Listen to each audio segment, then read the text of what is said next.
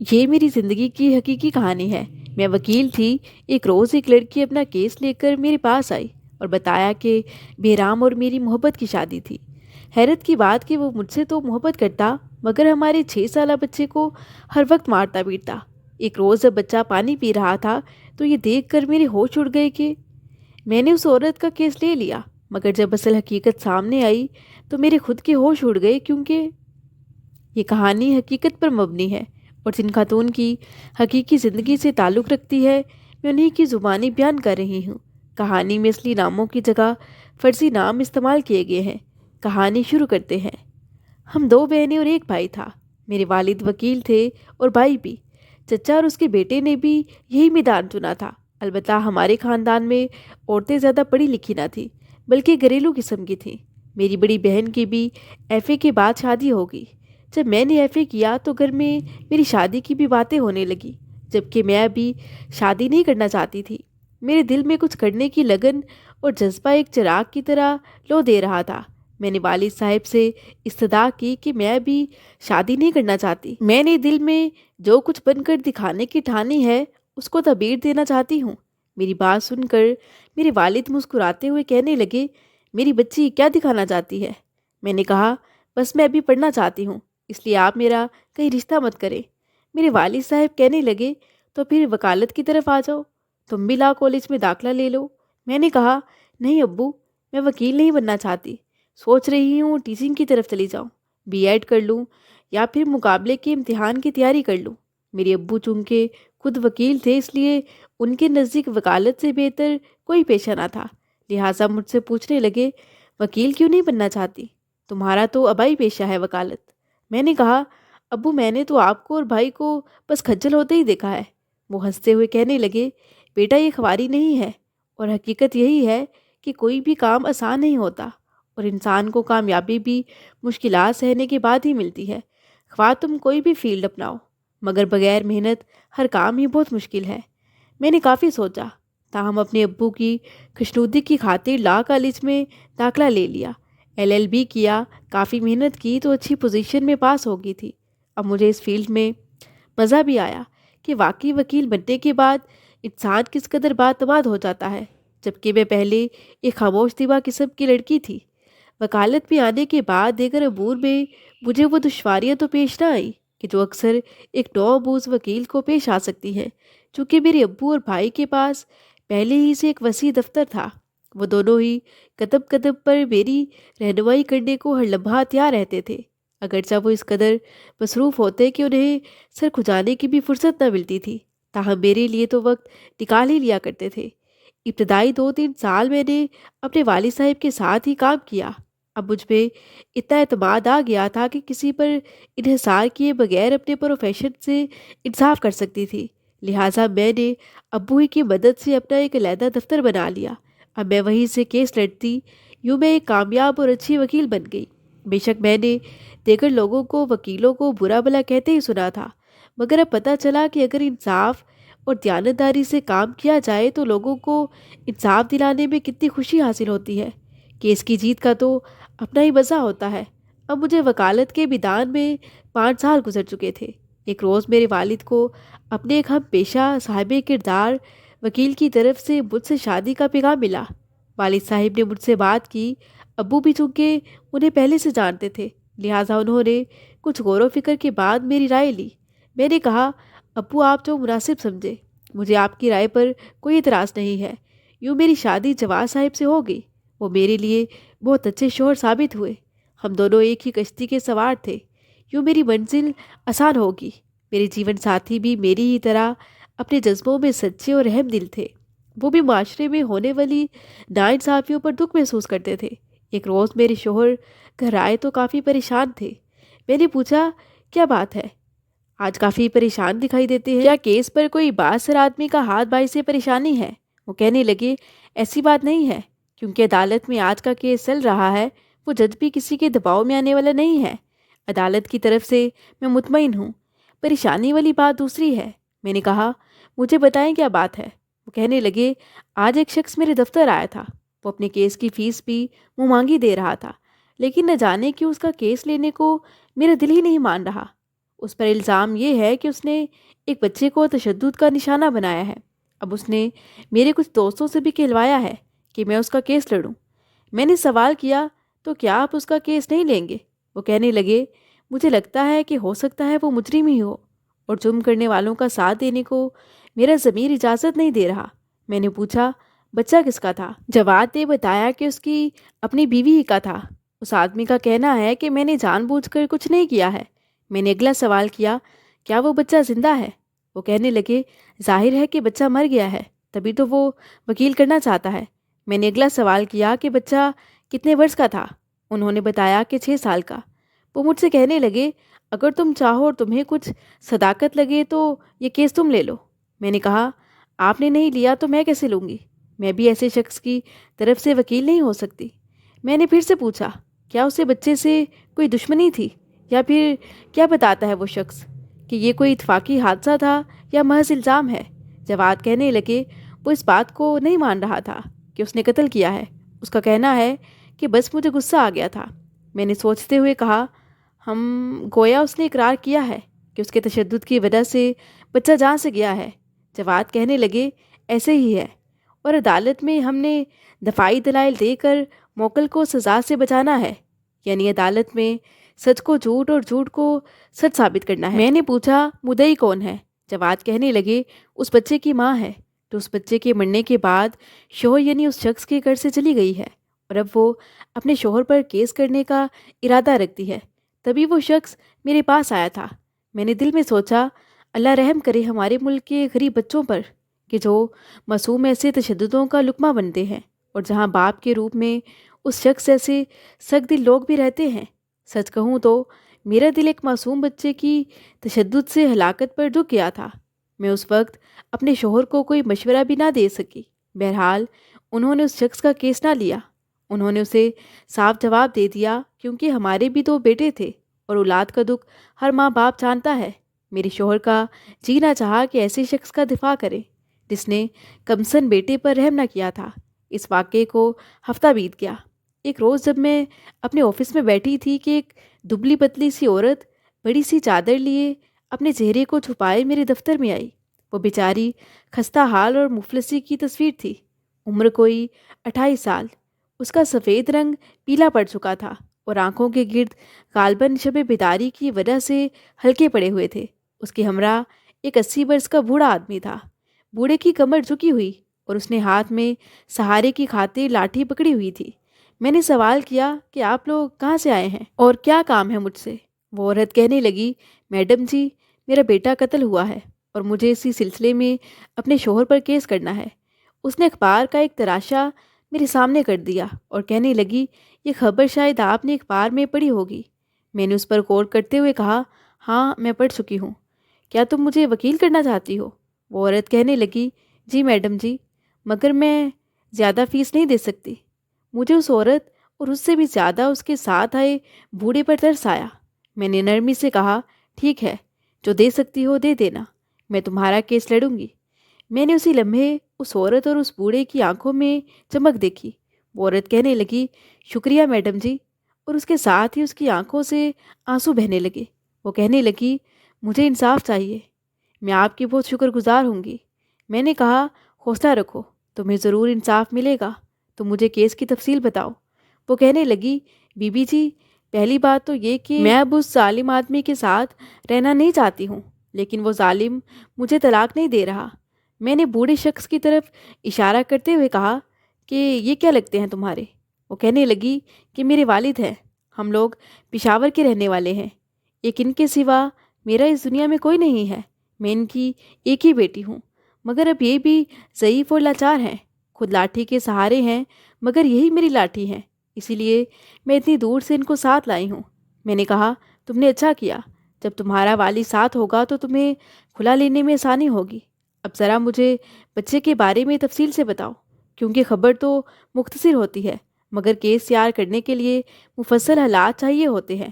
وہ کہنے لگی وکیل صاحبہ میرا بیٹا 6 سال کا تھا، میرے پہلے شوہر کی وفات ہو چکی ہے اور یہ میرا بیٹا اسی سے تھا۔ شوہر کی وفات کے بعد میں والد کے پاس آ گئی، مگر اب مالی پریشانی تھی کیونکہ میں بچے کی کفالت نہیں کر سکتی تھی۔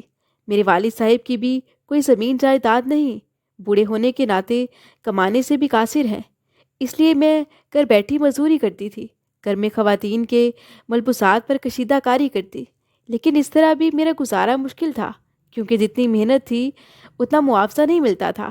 میرے والد بازار میں گھوم پھر کر مسواک اور دنداسا بیچتے تھے۔ ہمارے حالات دیکھتے ہوئے بہرام خان نے مجھے اجرت پر سلائی کڑھائی کا کام لا کر دینا شروع کر دیا تھا۔ دراصل وہ میرے پہلے شوہر کا دور پرے کا رشتہ دار تھا اور وہیں رہتا تھا کہ جہاں میں پہلے رہا کرتی تھی۔ میرے والد صاحب کا غریب آبادی میں ایک کمرے کا کچا مکان تھا اور یہی چھت میرے لیے بہتر پناہ تھی کہ یہاں میرے بابا کا ساتھ تھا۔ بہرام خان مجھے یہاں کام دینے آنے لگا۔ وہ اس فیکٹری میں کام کرتا تھا جہاں سے مجھے مال ملتا تھا۔ وہ یہ تیار مال مجھ سے لے جاتا اور جن کا ہوتا ان کے حوالے کر دیتا، مگر وہ مجھے اتنی کم اجرت دیتا کہ زخمی ہاتھوں کے لیے ان پیسوں میں تو دوائی بھی نہیں خرید سکتی تھی، جبکہ مجھے اپنے بچے کی پرورش اور اپنا اور باپ کا پیٹ بھی پالنا تھا۔ جب میں نے اتنی کم اجرت پر کام کرنے سے انکار کر دیا تو وہ کہنے لگا کہ تم اتنی تک دستی میں بھی کرایہ رزق ٹھکرا رہی ہو۔ دیکھو، میں تمہارے حالات جانتا ہوں، اگر تم یہ کام بھی چھوڑ دو گی تو گزارا کیسے کرو گی؟ میں نے کہا، اللہ مالک ہے، رات دن کی محنت کے باوجود بھی جس محنت کی اجرت سے پیٹ بھر روٹی بھی مہیا نہ ہو سکے تو آنکھیں پھوڑنے اور ہاتھوں کو زخم زخم کرنے کا کیا فائدہ ہے؟ میں خوب جانتی تھی کہ اس ٹھیکیداری میں میری محنت کا آدھا معاوضہ تو وہ خود رکھ لیتا تھا۔ اس روز وہ مجھ سے کہنے لگا، دیکھو صنوبر خانم، مجھے تم پر بہت ترس آتا ہے۔ یہ سچ ہے کہ جوان عورت اکیلے زندگی نہیں گزار سکتی۔ دیکھو، تمہارا باپ بوڑھا ہے اور تمہارے ساتھ ایک بچہ بھی ہے۔ میں اگر تمہیں مشورہ دوں کہ اگر عزت کی زندگی گزارنی ہے تو کسی سے نکاح ثانی کر لو۔ دیکھو، اس بات میں کچھ عیب اور برائی بھی تو نہیں ہے، یہ ایک جائز راستہ ہے۔ میں خاموش ہوگی۔ اگلی بار اس نے پھر سے اس بات کو دہرایا اور میرے والد سے بھی کہا کہ چچا، صنوبر کی شادی کر دو۔ اگلی بار جب سامان لے جاتے ہوئے اس نے پھر یہ بات کی تو میں نے کہا، ٹھیک ہے، اگر کوئی اچھا انسان مل گیا تو سوچوں گی۔ وہ مڑ کر کہنے لگا، میرے بارے میں کیا خیال ہے؟ دیکھو، میری بھی بیوی مر چکی ہے، میں تمہارا محلے دار بھی ہوں اور تمہارے پہلے شوہر کا بھی دور پرے کا جاننے والا ہوں۔ تم بھی میری چال ڈال کو خوب جانتی ہو، میرے بارے میں تمہارے والد کو بھی چھان بین کی بھی ضرورت نہیں پڑے گی۔ میں نے کہا، بابا سے بات کرنی ہوگی۔ میرا دو ٹوک جواب سن کر بہرام نے میرے بابا سے بات کی۔ وہ چونکہ میرے لیے پہلے ہی پریشان رہتے تھے کہ ان کے بعد میرا کیا بنے گا، لہٰذا انہوں نے بہرام خان کا پیغام قبول کر لیا۔ یوں سادگی سے میری شادی اس کے ساتھ ہوگی۔ ہم چند ماہ پشاور میں ہی رہے، پھر وہ مجھے کراچی لے آیا۔ بہرام کا کہنا تھا کہ کراچی میں مزدوری اچھی مل جاتی ہے اور پیسے بھی زیادہ ملتے ہیں، کیوں میں نے اس کی بات مان لی۔ میں اپنے بوڑھے باپ کو اللہ کے سپرد کر کے اس کے ساتھ کراچی آ گئی۔ بہرام خان کو اس کے چند دوستوں کے توسط سے مزدوری ملنے لگی۔ یہاں آ کر کچھ روز تو وہ ٹھیک رہا، مگر پھر اس کا رویہ میرے بیٹے سے کافی سخت ہوتا گیا۔ میں اسے پڑھانا چاہتی تھی مگر اس نے اسے اسکول داخل نہ کروایا، بلکہ یہ بات سنتے ہی مجھ سے جھگڑنے لگتا کہ روٹی کا خرچہ تو میں برداشت کر رہا ہوں، مگر تعلیم کے اخراجات کا بوجھ میں کیوں اٹھاؤں؟ میری کمائی کیا مفت کی ہے کہ میں اس تمہاری اولاد کو روٹی بھی کھلاؤں اور اوپر سے تعلیمی خرچہ بھی اٹھاتا پھروں؟ ہم جیسے لوگوں میں عورت کو دبانا تو عام بات تھی، مگر مجھے اس کی اتنی جلدی بدل جانے اور ایسے تیور دیکھ کر دکھ ہوتا، مگر کیا کرتی کہ مجبور تھی، لہٰذا خاموش ہو جاتی۔ رفتہ رفتہ اس کا رویہ میرے بچے کے ساتھ مزید سخت ہونے لگا، یہاں تک کہ ذرا سی غلطی پر اسے مارنے کو دوڑتا۔ ایک بار جب وہ گیلی فرش پر چلتے ہوئے گر گیا تو رونے لگا۔ اس شخص نے بجائے اسے چپ کروانے کے مارنا شروع کر دیا کہ دیکھ کر نہیں چل سکتے۔ اب تو وہ جیسے اسے مارنے کے بہانے ڈھونڈنے لگتا۔ کوئی ماں یہ سب برداشت نہیں کر سکتی کہ اس کے معصوم یتیم بچے کے ساتھ کوئی کسی قسم کی بھی زیادتی کرے، مگر وقت کے ساتھ ساتھ اس شقی القلب نے تو میرے گل خان پر ظلم توڑنے کی حد کر دی۔ ایک بار جب بہرام سگریٹ پی رہا تھا اور میرے بیٹے سے ہاتھ سے پانی کا گلاس نیچے گر گیا، بس پھر کیا تھا، اس شخص نے میرے معصوم کو پہلے مارا اور پھر رونے پر بدن پر جلتا ہوا سگریٹ لگا دیا۔ مجھ سے یہ برداشت نہ ہو سکا اور رونے اور وویلا کرنے لگی۔ اس نے مجھے بھی مارنا شروع کر دیا۔ وہ مجھے واپس بابا کے گھر بھی جانے نہ دیتا تھا۔ اس کے بعد بھی وہ باز نہ آیا اور میرے گل خان کو بات بات پر تکلیف دینے لگا۔ اب میری برداشت سے باہر ہو گیا تھا۔ ایک بار پھر کام سے آ کر جب اس نے کسی بات پر میرے بچے کو مارنا شروع کیا تو کوئی حل نہ پا کر میں گلی میں نکل کر شور بچانے لگی اور وہاں سے گزرنے والوں کو آوازیں دینے لگی۔ اس وقت تو بہرام خاموش ہو گیا، لیکن بعد میں اس نے میرا برا حال کر دیا۔ جب بہرام گھر پر ہوتا پاس پڑوس سے کوئی نہ آتا، جب وہ گھر سے نکل جاتا تب ہمسائے آ کر پوچھتے، میں رو رو کر بتاتی کہ یہ ظالم میرے بچے کے ساتھ ایسا کرتا ہے، اسے کچھ سمجھاؤ، خدا کے واسطے اس شخص سے کوئی بات کرو۔ وہ سنتے، افسوس کرتے، مگر بہرام سے کچھ نہ کہتے۔ ان لوگوں میں اتنی اخلاقی جرت نہ تھی کہ اس سے باز پرس کرتے یا میری مدد کو آتے۔ شاید کہ وہ بھی میرے شوہر سے دشمنی مول لینے سے ڈرتے تھے۔ بہرام مجھے کہیں آنے جانے نہ دیتا۔ اب میرے لیے کوئی چارہ نہ تھا کہ بہرام کی چھت ہی ہماری پناہ گاہ تھی، لہٰذا روک کر صبر کر لیتی، گل خان کو خود سے لپٹا کر سو جاتی۔ اب کچھ محلے داروں نے اسے بات کی اور اسے سمجھانے کی کوشش کرنے لگے، یہاں تک کہ ایک دو نے اسے دھمکی بھی دی کہ ورنہ ہم پولیس کو کمپلین کر دیں گے۔ نہ جانے اس شخص کے ساتھ کیا مسئلہ تھا، یا اس کے سینے میں دل نہ تھا کہ وہ اس قدر سنگ دل تھا۔ میں سوچتی اور دل میں اسے برا بھلا کہتی کہ کوئی اتنا ظالم کیسے ہو سکتا ہے کہ اتنے چھوٹے یتیم بچے پر اتنا ظلم کرے۔ اب اس نے ایک اور طریقہ اختیار کیا کہ ہمیں ایک نئے مکان میں منتقل کر دیا کہ جو کچی آبادی میں تھا، جہاں آس پاس کے گھر دور دور تھے۔ بچے تو بچے ہوتے ہیں، وہ غلطیاں کرتے ہیں، شرارتیں بھی کرتے ہیں، مگر میرا بچہ سوتیلے باپ سے ہر دم اس قدر خوف زدہ رہتا تھا کہ جیسے شرارتیں کرنے تو بھول ہی گیا تھا۔ بہرام اگر اسے پانی مانگتا اور اسے پانی لانے میں ذرا سی بھی دیر ہو جاتی تو وہ اس پر تھپڑوں کی بارش کر دیتا، کہتا کہ میری کمائی کھاتے ہو اور کام کرتے تمہیں موت آتی ہے۔ ایک بار ایک معمولی سی بات پر اس ظالم نے میرے بیٹے کے گلے میں پھندا ڈال دیا کہ اس کی آنکھیں باہر کو آنے لگی۔ میں نے اس کے ساتھ ہاتھا پائی کر کے اپنے بچے کو چھڑوایا۔ اس کے بعد وہ باہر سے تالا لگا کر کہیں چلا گیا اور پھر رات کو خود ہی لوٹ آیا۔ عجیب بات کہ میں جب خود کو پیٹنے کوٹنے لگتی تو وہ میرے بچے کو چھوڑ دیتا۔ دراصل وہ گل خان کا وجود میرے اور اپنے درمیان برداشت نہ کر سکتا تھا، اسی وجہ سے وہ بہانے بہانے سے اسے مارتا تھا۔ اب وہ روز ہم ماں بیٹے کو گھر میں تالا لگا کر کام پر چلا جاتا۔ اس کا ظلم سہ سہ کر میرا بیٹا لاغر اور زرد ہو گیا تھا۔ میں روٹی کھلاتی تو منہ پھیر لیتا۔ بہرام کے سامنے تو اب کھانا بھی اس کے حلق سے نہیں اترتا تھا۔ بہرام کے قدموں کی آہٹ سن کر وہ دروازوں کی اوٹ میں چھپنے کی کوشش کرنے لگتا۔ میں نے اس سے التجا کی کہ تم خدا کے لیے میرے پہلے شوہر کے رشتہ داروں سے بات کرو۔ گل کا چاچا پشاور رہتا ہے، اسے کہو کہ وہ آ کر گل کو لے جائے۔ میں اپنے بیٹے کی جدائی سہ لوں گی مگر اس کو بے رحمی سے مار کھاتا نہیں دیکھ سکتی۔ جب میں نے بہت کان کھائے تو اس نے کہا، ٹھیک ہے، میں پشاور جاتا ہوں اور اس حرام خور کے چچا کو ساتھ لے کر آتا ہوں تاکہ تم اپنے ہاتھوں سے اس کو ان کے حوالے کر دو۔ اس کے بعد وہ چند روز کے لیے باہر سے تالا لگا کر چلا گیا۔ واپس آیا تو کہنے لگا کہ اس کا چچا کہتا ہے ابھی مجھے کچھ کام ہے، ہفتہ 15 دن بعد خود ہی کراچی آ جاؤں گا اور اپنے بھتیجے کو لے جاؤں گا۔ بہرام نے یہ جھوٹ بولا تھا، وہ میرے دیور کے پاس پشاور گیا ہی نہیں تھا، ورنہ وہ ضرور آ جاتا۔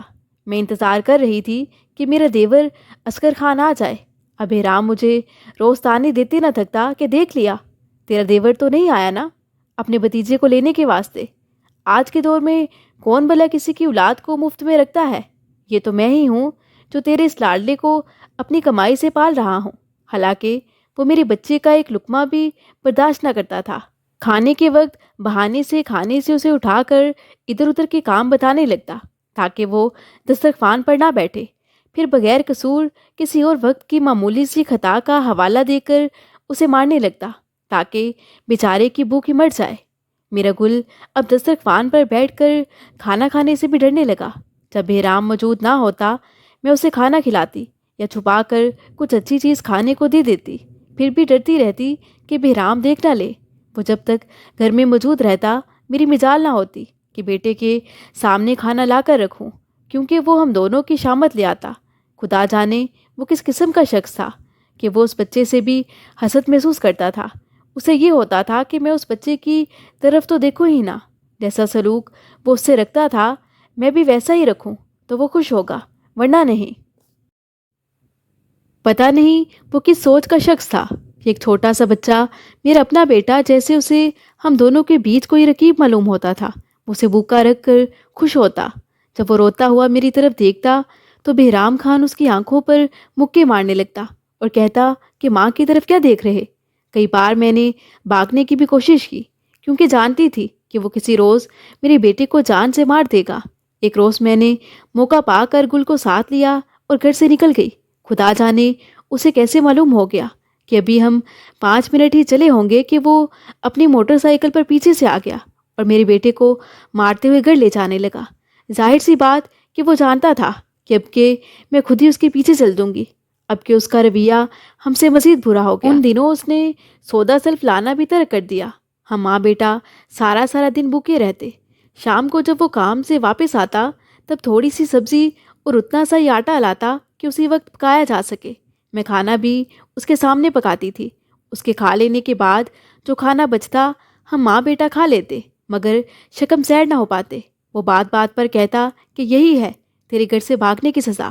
اب میرا بچہ اتنا ڈر گیا تھا کہ اگر چوری سے کھلا دیتی اور وہ آ کر پوچھتا تو وہ خوف سے خود ہی بتا دیتا کہ ہاں ماں نے کھلایا ہے۔ اتنا کہہ کر وہ خاتون پھوٹ پھوٹ کر رونے لگی۔ میں نے منشی سے پانی لانے کو کہا۔ اس کے پانی پینے کے بعد میں نے کہا تو اس روز کیا ہوا تھا؟ اپنی ساری ہمت جمع کرنے کے بعد وہ ایک بار پھر گویا ہوئی۔ اس روز بہرام خان کام سے آیا تو گل سو رہا تھا۔ بہرام مجھ سے کہنے لگا میں تھک گیا ہوں، چائے بنا کر دو۔ میں نے بتایا کہ دودھ نہیں ہے، چائے کیسے بناؤں؟ وہ کہنے لگا اپنے لاڈلے سے منگوا لو۔ پھر اس نے ادھر ادھر دیکھا تو گل نظر نہ آیا۔ وہ کمرے میں گیا کہ جہاں وہ سو رہا تھا۔ بہرام اس کو جگانے لگا کہ اٹھو اور دودھ لے کر آؤ۔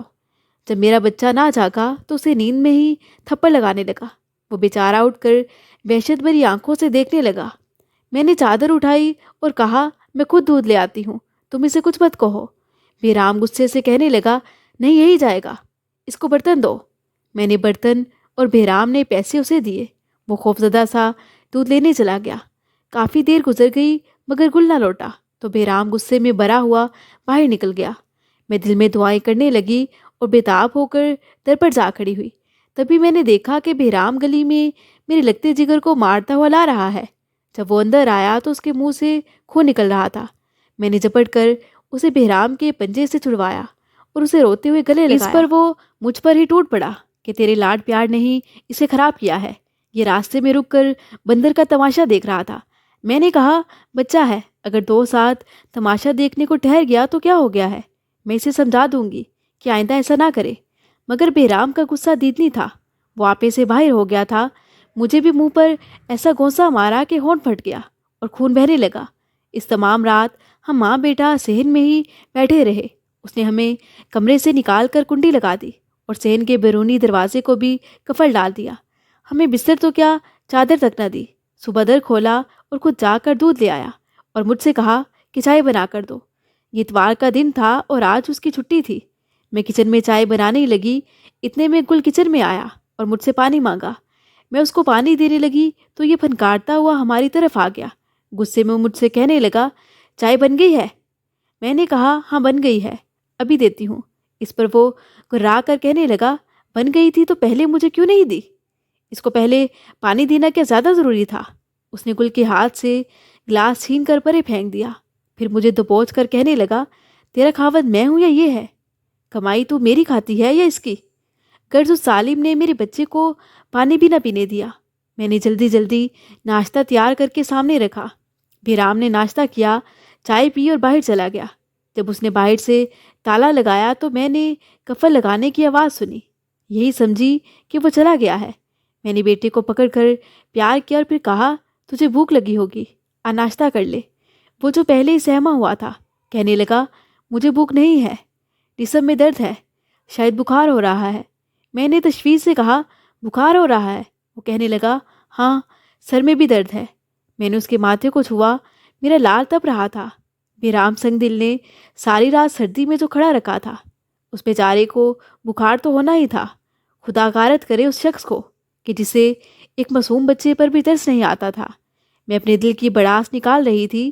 مجھے علم نہ تھا کہ وہ بھی کہیں گیا نہیں بلکہ بیرونی دروازے کے پاس ہی کھڑا موجود ہے۔ وہ اسی وقت در کھول کر واپس آ گیا۔ اس وقت میں اپنے بچے کو گود میں بھرے بیٹھی تھی اور اس کا منہ چوم رہی تھی۔